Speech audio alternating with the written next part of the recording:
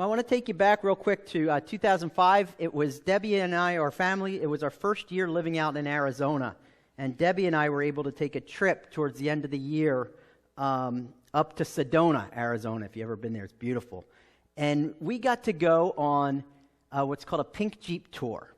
And those of you that have ever been to Sedona have probably heard of the pink Jeep tours. Basically what it is they take you out four-wheeling to get up and close and personal with the beautiful scenery in Sedona and to see the rock formations found there.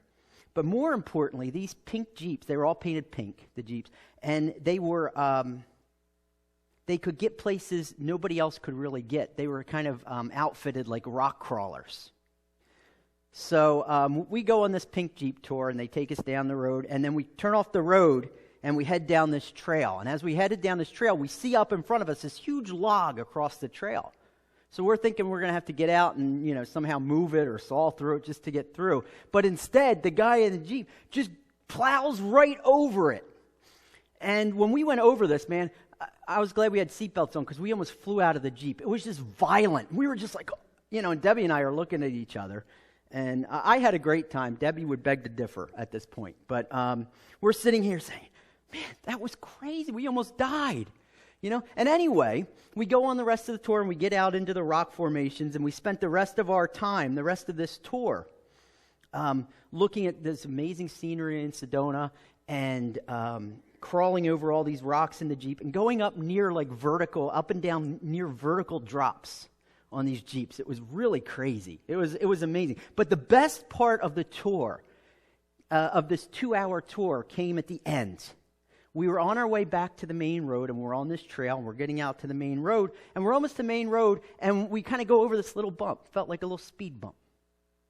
And we're just like, whew, we're there, And the driver turns to us before he turns out on the main road, and he said, well, how'd you like that last bump we just went over? And we're like, what are you talking about? That was nothing. He goes, really? Because that was the same log that we went over at the beginning when you guys all freaked out. We were like, whoa. And that's when I discovered something really important. The severity of a bump in a road is sometimes merely a matter of perspective. What was first bone-jarringly severe felt 2 hours later like this minor blip on our radar screen, like nothing. And this is actually something that we see today in our journey through the Book of Esther, through the story of Esther, as it hits this bump in the road. So why don't you turn to Esther chapter 3 this morning. Esther, again, go to Psalms and go 2 back is probably the easiest way to find Esther, 2 books back from Psalms. And while you're turning there, let me give you a quick recap of what's happening in the story of Esther. It's set in the midst of the Persian Empire, the mighty Persian Empire, right? The largest empire the world had ever seen at this time. And it's during this empire that many of the Jews were returned back to Jerusalem after years of captivity in Babylon and now in Persia. But many of the Jews decided to stay behind, to remain behind, with some living in the capital city of Persia called Susa. And in this foreign land with all of these foreign gods and false gods, God's people, the Jews, they may have felt all alone, like God had abandoned them, like God is nowhere.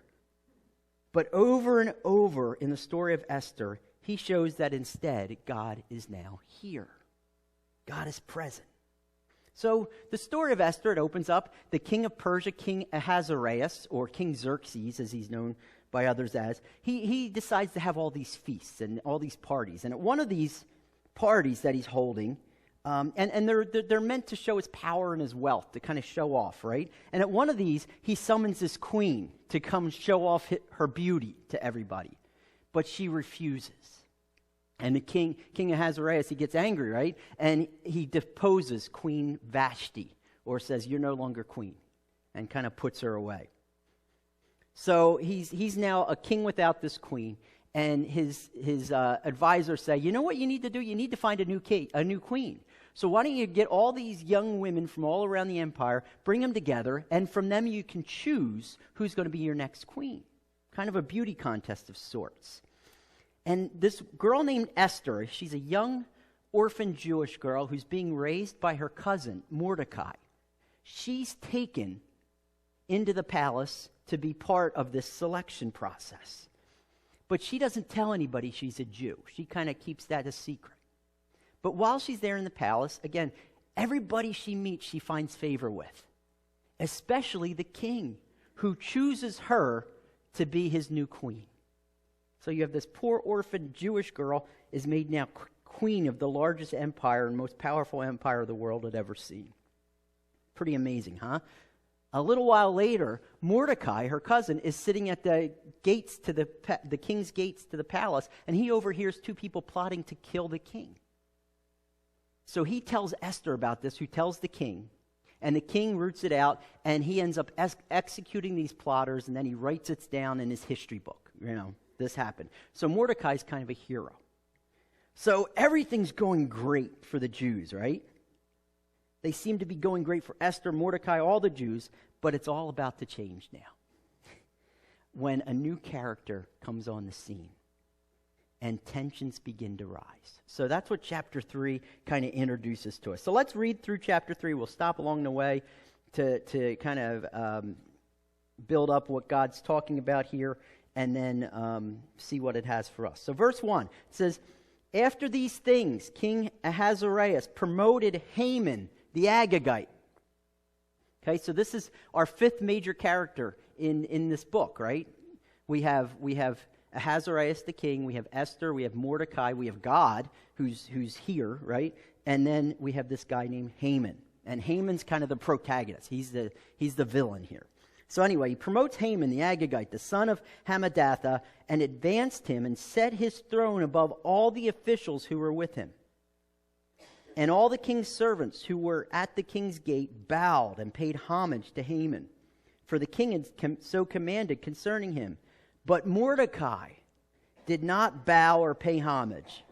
Then the king's servants who were at the king's gate said to Mordecai, "Why do you transgress the king's demands or commands?" Okay, so here's what happens. So the king appoints this guy Haman to basically the second in command or the second in power in all the empire, right, next to himself. So he's Haman the Agagite, and we're going to talk about that in a minute, what that means. But most of all, just know this, he's a really bad guy. And what seems to happen is he worms his way into the king's good graces, and he even has the king make a command that whenever Haman walks by, everybody's supposed to bow to him. So Haman makes sure he's out in public a lot so people can bow or pay homage to him, right? And he's going past the king's gate, and everything's going great except for one thing. One person doesn't bow to him, doesn't pay homage, doesn't say, "Oh, you're so great," right? And it's this guy Mordecai, who we know about, the Jew. And the other king's servants who are there at the gate with Mordecai, they start to even wonder and say, "Why aren't you doing this? This is the law. You have to do this. Why would you transgress the king's command?" Then this happens, verse 4. It says, when they spoke to him day after day, so these king's servants kept at him, kept hounding Mordecai. It says, and Mordecai, would not listen to them. So they told Haman, in order to see whether Mordecai's words would stand, for he had told them that he was a Jew. And when Haman saw that Mordecai did not bow or pay homage to him, Haman was filled with fury. But he disdained to lay hands on Mordecai alone. So as they had made known to him, the people of Mordecai, that he was a Jew, Haman sought to destroy all the Jews, the people of Mordecai, throughout the whole kingdom of Ahasuerus. So basically, here's what's happening. They're hounding Mordecai. And Mordecai finally says, "Do you want to know why I'm not bowing to him? Because I'm a Jew." That's why. So all of the king's servants, they say, now we have the reason. Let's go tell Haman. So they're sucking up to Haman, right? And they're like, let's go tell him. You know, Mordecai's not bowing. And you know, he says he's not bowing because he's a Jew. I don't know what that means, but it must be significant. And Haman hears about this and notices it. And it says he's filled with fury. He's furious, right? But he doesn't just want to punish Mordecai. Instead, he wants to kill all the Jews throughout the entire Persian Empire. Now remember how big the Persian Empire is. From India to Turkey down to Ethiopia, 127 provinces, including Jerusalem. So basically he's saying, I want to wipe all the Jews out from off the face of the earth. I want to kill all the Jews. Because of this.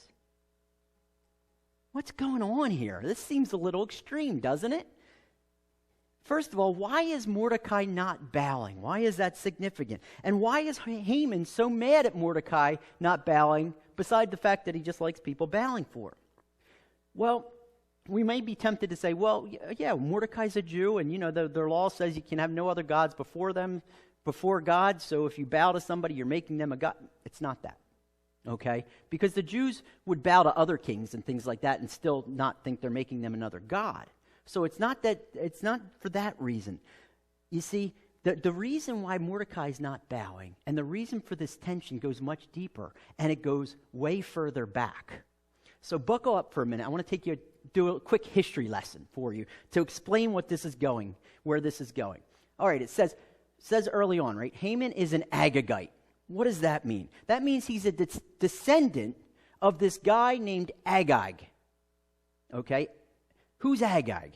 Well, we learn about this guy way back in 1 Samuel chapter 15, when the first king of Israel, Saul, is reigning.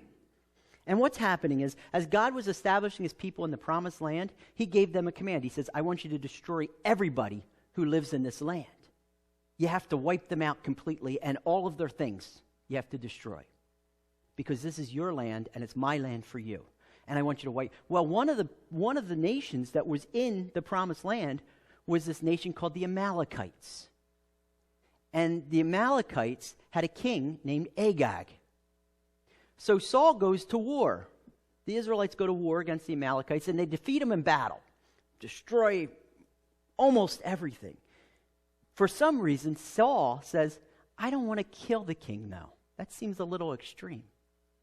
So he doesn't kill the king, and he also doesn't destroy everything. He keeps all the king's livestock for himself, and he says, I have to have this. And he gives the excuse that, well, I want to keep this so I can give a sacrifice to God, thanking him for his care. But that's not what God says, right? So God is angry with Saul at this point.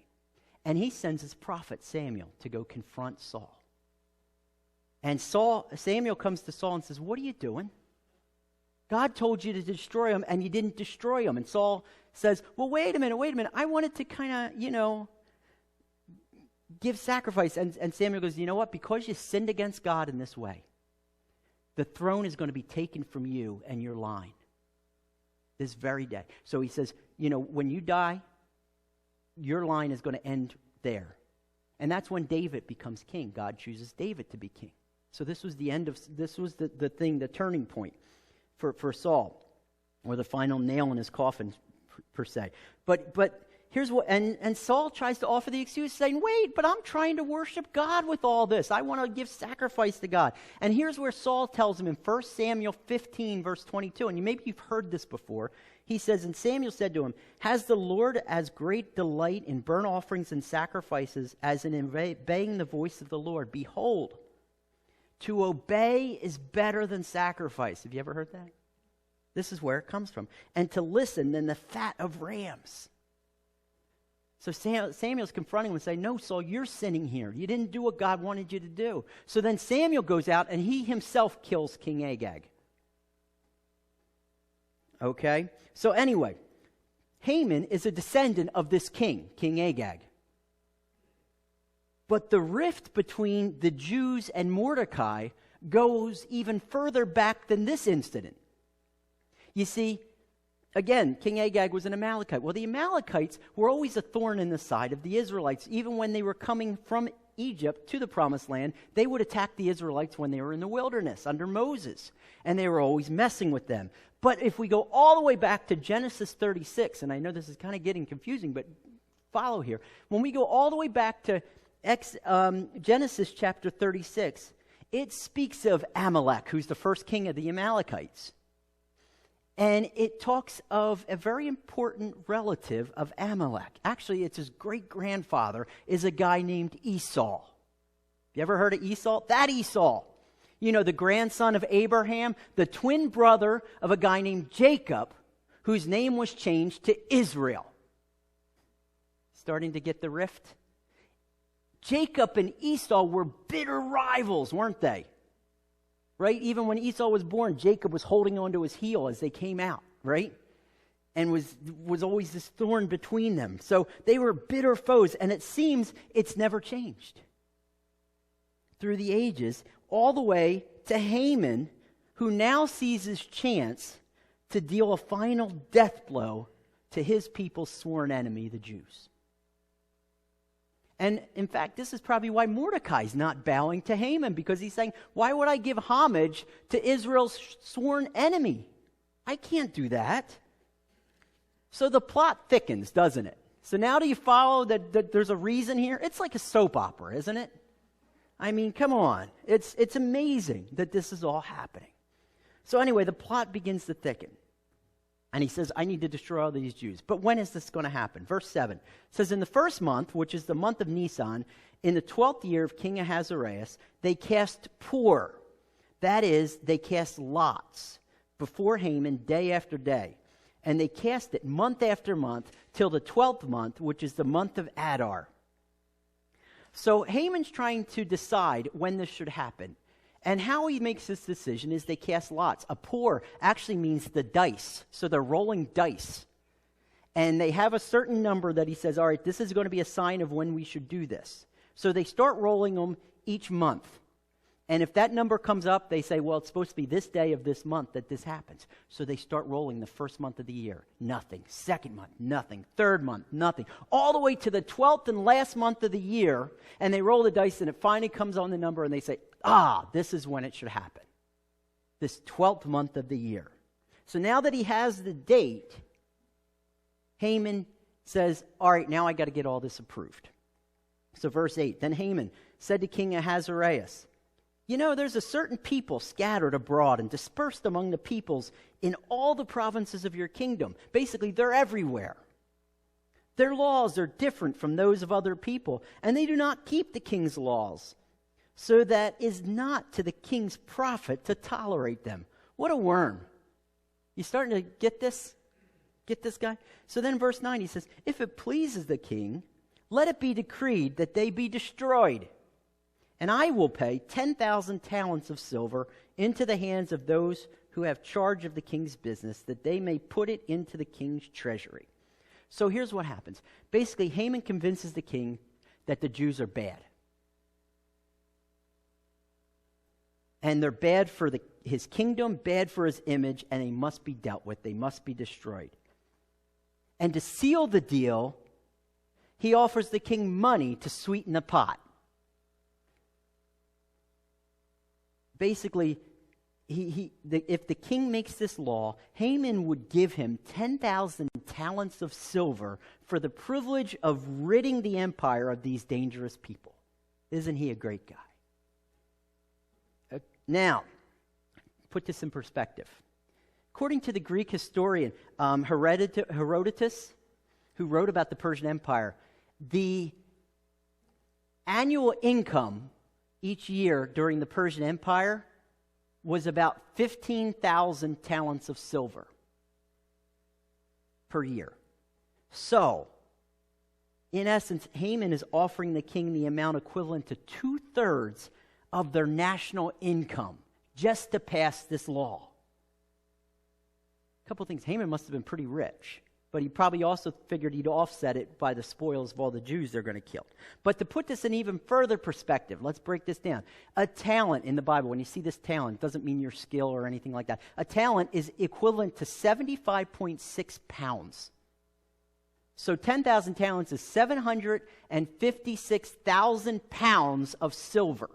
Now, I looked this up on Wednesday, and I said, what's the price of silver today? And I looked at the price of silver, and if you extrapolate that out for today, that would be the equivalent of almost $305 million that he's offering the king to make this law. And we think lobbyists in Washington throw money around, right? I mean, think of this. So he's putting this in so the king makes this law. And guess what? The king does. Of course, it's good for him. It's good for his pockets, right? Verse 10, it says, so the king took his signet ring from his hand and gave it to Haman the Agagite, the son of Hammedatha, the enemy of the Jews. And the king said to Haman, the money is given to you, the people also, to do with them as it seems good to you. So basically, he takes off his signet ring. The signet ring was the sign of his power and authority, and he gives it to Haman and says, now you can officially act on my behalf in this law. And then he says, in fact, I'm going to give it up to you. You're responsible for making sure the money makes it into the treasury, and you're responsible for carrying out this destruction of the Jews. I'm putting it in your hands. So you're starting to see Ahasuerus is kind of weak here, isn't it? He just kind of, whatever you want to do, you do. And he kind of takes his hands off. So anyway, what happens right after that is he has all of his scribes write up this law and sends them out to tell everybody about this law throughout the entire empire, that on the 12th month, on a certain day in the 12th month of the year, so a year from now, this is going to happen. And if basically the people were to kill any Jew that they saw, just as Haman wanted. It's kind of like the purge, isn't it? I mean, they go out and it's open season on the Jews for this day and kill them all. And that's how and the chapter kind of closes by saying, and the carriers also took this law into Susa, the capital city, and now all the Jews there hear about this law. But while they do that, the king and Haman, they go off to drink. They're just like, let's just celebrate. Let's take our hands off. While the whole city is into confusion, it says, right? This city of Susa was thrown into confusion. Why? Because they're leaderless here. They don't know what's happening. Strange things are going on. Okay, so things have certainly changed in Esther, haven't they? We have some tension. We have speed bump, right? We got this bump in the road that happens, and it's quite a bump. I mean, from the highs of Esther becoming queen and Mordecai becoming a hero to now an entire people on the brink of annihilation. Just like that. Quite a bump in the road. And when things like this happen for us, it can be quite a bump in the road in our lives. Now, sure, we may not be facing genocide, or anything like that, but we can feel powerless as followers of Jesus. We can feel powerless and discouraged when we watch the wicked in our world, the ones who have no regard for God, the ones that are opposed to Him, when we watch them seem to prosper. And we're just like, what's going on here? How is this being allowed, right? I mean, we see this in our nation today, don't we? Everywhere we turn, it seems like God and His ways and our witness are being squashed down, marginalized, pushed out of any conversation or place of influence. And it can be tempting for us to sit there and say, man, I don't know what to do about this. I don't see God. Why isn't God stopping this? Isn't He doing anything? And it's kind of in this setting. In our passage today, we find something very important. Well, a couple things very important. The first thing we find that's very important is, through this guy Haman, it gives us a blueprint of sorts of the ways of the wicked, what to watch out for in the wicked. And through Haman and his behavior, we discover how the wicked seem to prosper through their wickedness. And how this happens. And it can be downright scary and deflating. It can tempt us to want to give up or despair, thinking in the midst of evil, God is nowhere. But anyway, it's through Haman that we first discover that the wicked prosper, not only back here, but even today, by being deceptive to get ahead. Have you ever seen the wicked prosper? You know how the wicked prosper? Well, they're deceptive so that they can get ahead.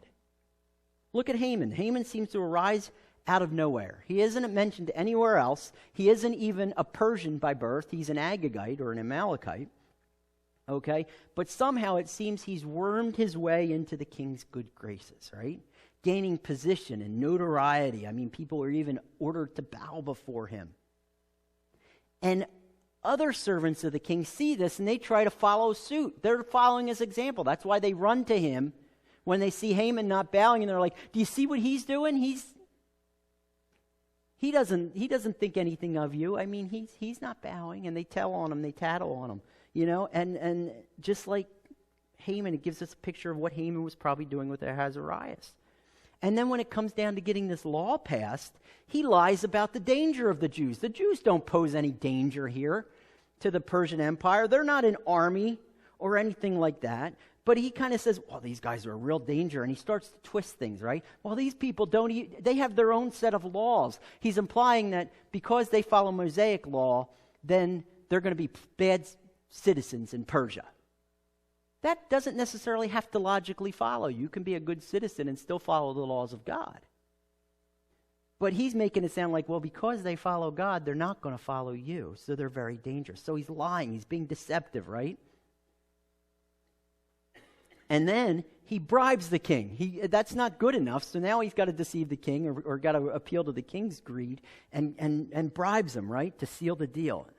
It's very shady stuff, the way he gets ahead. But we see this today, don't we, in our world? How it seems the way to get ahead is to be deceptive, to look out for yourself.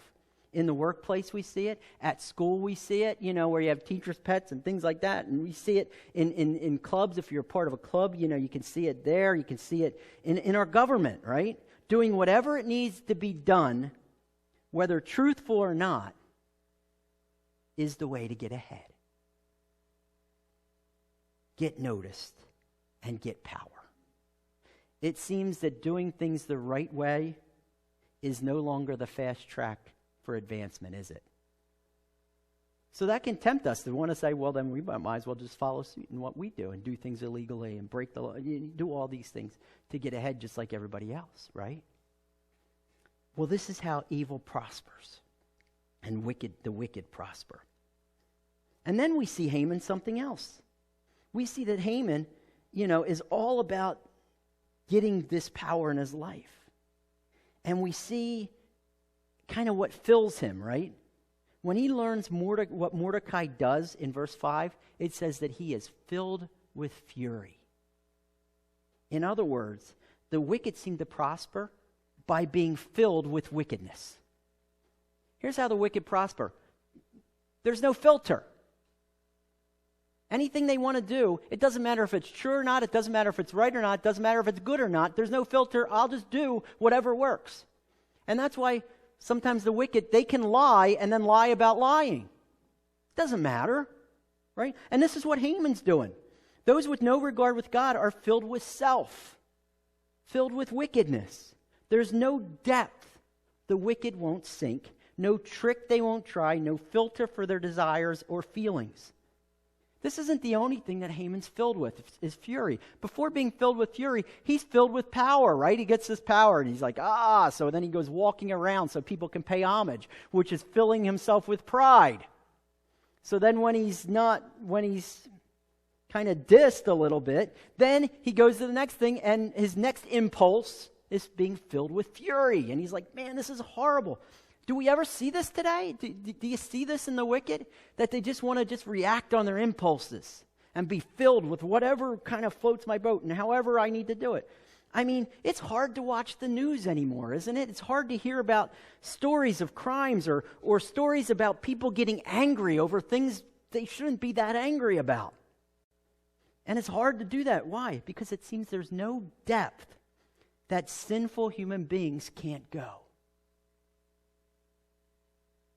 Why? Because they're filled with wickedness. When I used to ride along with the police when I was out in Arizona, and we'd observe people breaking the law. It could have been small speeding or shoplifting or doing drugs or something. And we'd approach the person, and it always amazed me. We would watch them break the law, but how easily and how convincingly they could lie, they could deny it, or how they could shift the blame on it like it was nothing. And it used to be, how do you even have the conscience to do that? Because that's the wickedness. The wicked are filled with wickedness. Those who have no regard for God are filled with self. Now we learn one more thing from our passage here this morning about Haman, from Haman about the wicked. You see, they prosper in their wickedness through one more way. Overreacting to opposition. We don't ever see this today, do we? I mean, Mordecai disrespects him, right? Doesn't bow to him. which it's not a huge deal. It's not the crime of the century or anything, is it? It's not that big of a deal. But instead of saying, hey, arrest him, put him in prison for 30 days or whatever, he wants him dead. And not only him, he says, I want his entire race wiped out. Overreact much, Haman? I mean, come on. Talk about an overreaction, right? He wants to destroy anyone who may possibly get in his way of his power or make him look bad. Now, this isn't something we see today at all, so I don't even know why I'm bringing this up, right? Now, we're seeing this unfold in front of us, aren't we, today? I mean, it's scary. From the cancer culture we see going on, from executive orders that aren't meant to do anything but punish some people that they feel got ahead, to violence going on or even killing other people because of things perceived that they might have done. It seems like reactions and opposition is getting more and more disproportionate to what was first done, doesn't it? That's a sign of the wicked. It's a calling card of the wicked. And it's also a warning for us as followers of Jesus not to respond in kind, because that's wicked. It's tempting to, isn't it? We can't do that. So, this is chapter 3 of Esther. Isn't it uplifting? Isn't this great? Right? What a positive message this week. And I know you might be sitting there thinking, what did I even come here today for? I mean, is this all that chapter 3 is about? The wicked? I'm starting to think maybe God is in fact nowhere here. I mean, what's going on? But we need to see one more thing happening here in chapter 3. You see, despite this bump in the road that we see this week, despite all the evil that seems to be winning out, right? This bone-jarring hit, as it seems, right? Despite the fact it may seem that God is nowhere, God is saying, no, I am now here. Even in chapter 3, God is here reminding the Jews, and he's reminding us, evil will not win. And sure, he doesn't bonk us over the head with it. We don't see in a verse where God says, evil will not win, I am here, right? He doesn't like burst through the wall like the Kool-Aid man or anything like that. It's subtle, as in a lot of things that we see in Esther, and a lot of the ways God works in our lives today. But just like that, we can see his presence in our world and not be shaken. So where is this? Where is God in chapter 3? Look back to verse 7 real quick with me. I'm going to read verse 7.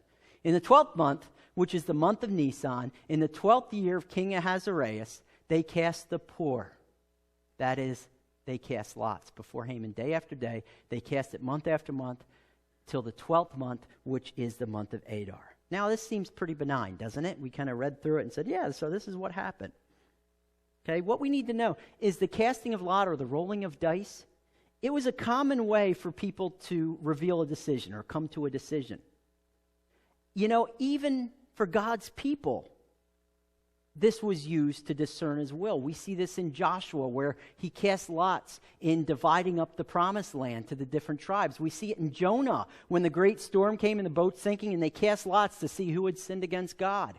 We even see it in the New Testament in Acts chapter 1, when they have to choose a replacement for Judas as a disciple. They cast lots, and it fell on Matthias. So it's not unprecedented here. You see, God is sovereign. God is in control even over every roll of the dice ever rolled. God is over this. You know, man calls it luck, but it's far from it. The writer of Proverbs, who's the writer of wisdom, says this, and there's a lot of wisdom here. A lot is cast into the lap, but its every decision is from the Lord. Now you're saying, all right, well, why couldn't have God just smashed everybody? How did he control this die? They still made the law and everything. But notice this. Haman rolls the die to decide the date for the Jews' destruction, right? It's the first month of the year. didn't come up on the first month. It didn't come up on the second. You know when it came up? The last possible month, a full year after he had devised this plan. Why is that important? Because in that full year that passes from when this law goes out to when the date comes for the Jews to be destroyed, God works. God shows himself as the mighty one, the one who is in control, the God who is now here. God unfolds himself. He increases the faith of Esther and Mordecai. He increases his presence and his control in this Persian Empire to show up in a mighty way. But he did it over a year's time so he could gradually reveal himself. Why? Because that's often how God works. So it was the longest time to delay. So, what does that mean for us when we see this? Well, as we live in an ever difficult world where it seems like evil is winning, right? While we're losing ground, God's being pushed out. Know this. The wicked may seem like they're prospering, but God is bigger than the wicked. If you leave with nothing else this morning, leave with this. Even though it may seem like the wicked are prospering, like cutting corners is the way to go, know this. God is bigger than the wicked. He's bigger than any plan devised against us, anything to hold us down, anything to hold him down. He's bigger than it all. Even in these plans of Haman that he hashes and it seems so smooth, it all came down to what? The roll of the dice. And who was in control of the roll of the dice? God was. God is bigger than the wicked. He is in control. Jesus even said this. You know, this is Holy Week, and as Jesus is getting ready to go to the cross, he talked to his disciples about a lot of things as he's getting ready to go to the cross, right? And he's preparing them and telling them who he's going to be and what they're going to face. And one of the things he tells them in John chapter 16 is this. He says to his disciples, you know, in this world you will have trouble. But take heart. I have overcome the world. This was even before he went to the cross. He's saying, it's already a done deal. You may see me and think I'm losing. I've already won. I am bigger than the wicked. God is bigger than anything that comes to our life that can put us down. Sure, it can seem like a huge speed bump, you know, a huge bump in the road when the wickedness affects our world. But when we see it from the other perspective, the one where God is in control and God is ever present, it's a mere blip on the radar screen. So, be encouraged this morning. Even though we may not see God working, even though evil may seem to be winning, God is bigger than the wicked. And God is, has been, and always will be here. Let's pray.